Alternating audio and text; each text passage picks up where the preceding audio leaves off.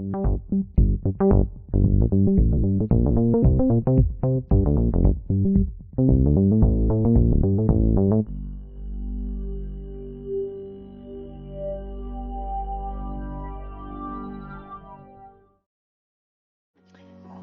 everyone, my name is Patrick Clark and I run the blog and notes in the leftmargin.com. And today I have an interesting little thought experiment. What if everything else stayed the same, but the internet just disappeared and was not replaced? How would that affect the average person nowadays? I mean, let's just say your cell phone worked, or that is, all the technologies that didn't rely on the internet, i.e. your cell phone would essentially be just a portable phone, and I don't think, for the most part, things like texting would work, because probably somewhere in there's the internet involved. Let's say it just wasn't there and it was never developed. And let's take that a little step farther and say we took the average person that was in their 20s or 30s today, maybe even their 40s, and we teleported them back to 1989. When the internet was just, well, it was there, but it was more of it hadn't gone public yet. Actually, let's move that back to a couple of years earlier, 1987, so that it didn't really exist for the public. Could the average person adjust? And there's a companion article on my blog that asks that very same question, tied to the internet. Could we live without it? That may not be the exact title by the time I'm through with it, but you get the gist. I mean, think about it. The internet is involved in everything. And would today's person even know where to start if some of the things the internet gives us just wasn't there? For example, if they needed to research something, would they know where to go? And let's say that, yeah, they made it to a library. What then? And if they find a librarian, they would have to develop researching habits. Bring a pen and paper or a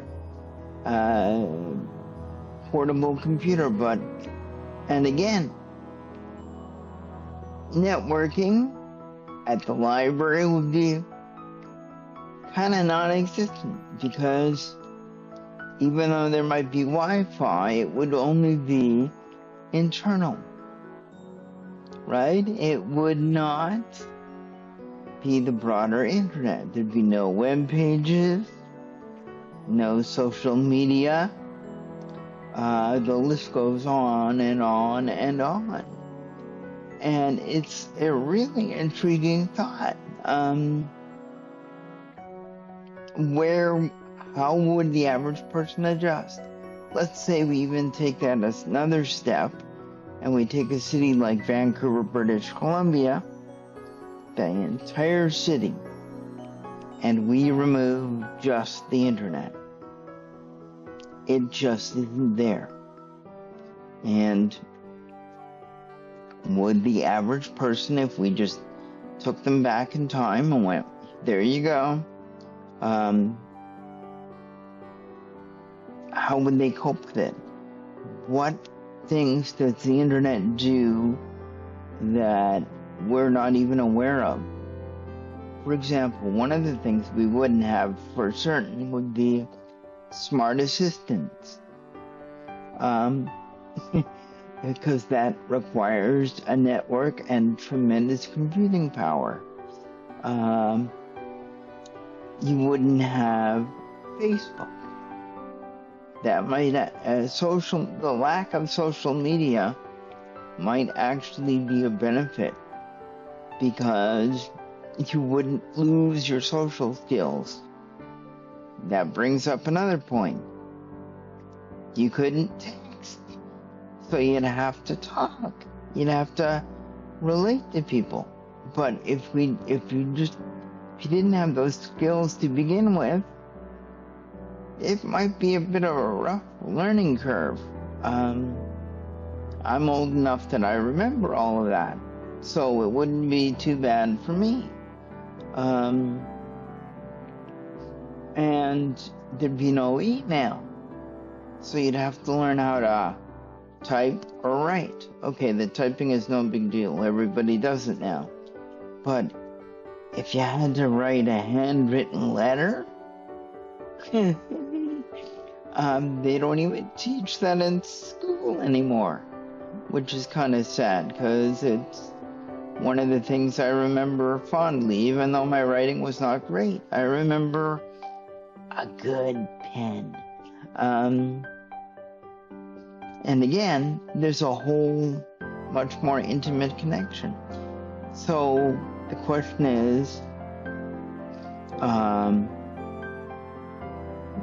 what segment of the population would be like a fish out of water and not even know where to start? Or is that whole idea underestimating people? What do you think? It would be fun, actually, to turn off the internet. Let's say we just turned it off in a household for a week. What would you do? Where would it show up that you don't expect it to be? What wouldn't work? I can tell you that every single smart light in my apartment would just cease to function, and I've got a lot of them. 27 in the apartment alone. And that doesn't include my other gadgets. And, well, for one thing, we wouldn't be doing this. There'd be no YouTube. Egad, no Google, no Bing. It's just phenomenal. Everything would go back, I think, mostly to a manual state. You'd have computers, and let's say they were at the same state they are now. So they'd be small and powerful. But aside from an office network, maybe homes would have networks. I think so.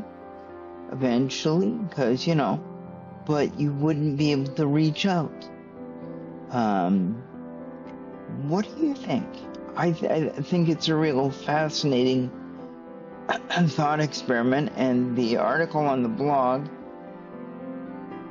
goes into this in greater detail. As a matter of fact, when I was writing the article, I found in my archive of old photos from my family, I found an old picture of Vancouver taken from False Creek, across the creek, at 1975. In 1975, where you can actually see the mountains. The harbor center had just been built, or the harbor tower, or as they called it back then, I think the Sears Tower. And I was able to restore the original scan, which was done on an old Windows XP machine, cleaned it up, because the photograph was done on a slide. And if you don't know what a slide is, it's an old projector format where they would literally develop the film they'd make a positive, and then they'd put it in a little cardboard holder, and you would put it into a projector, and you would get what's called a carousel, a large circular holder that could hold, let's say, 100 slides, and you could go through them one at a time. But that in itself is an interesting technology. And I remember how hot they would get, scalding hot, because they used bulbs that were really, I think probably at least 150 watts to really illuminate the picture and project it on the wall. But anyway, it's a trippy photograph. And but yeah, if we just took the internet away and left everything else the same, what do you think would go missing? And what do you think what effect do you think would happen that you'd be surprised by? Even my wheelchair gets updates over the air, which it kind of blows my mind when the chair says there's an update going on. It will take approximately 2 days because they do it very slowly.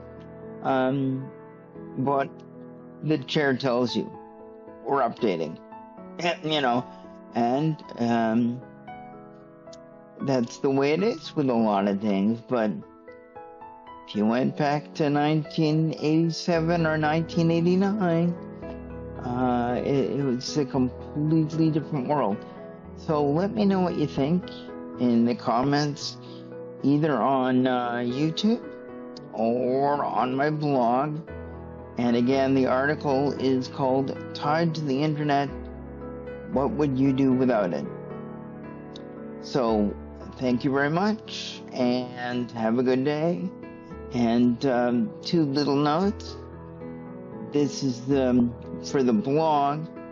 This article marks the 200th entry, and today is the last time British Columbia changes their clocks.